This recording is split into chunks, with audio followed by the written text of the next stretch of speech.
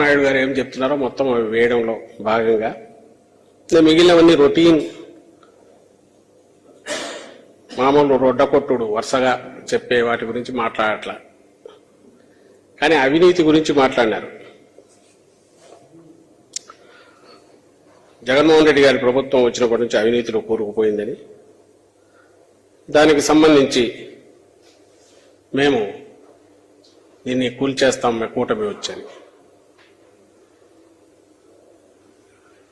రాష్ట్ర ప్రభుత్వం ఈ 5 ఏళ్లలో 2 ఏళ్లు కరోనా టైం తీసేస్తే, సంక్షోభం టైం ఎప్పుడైతే యాక్టివిటీ ఎంత నిల్లుందో, ఏదైనా యాక్టివిటీ అంటూ ఉంటే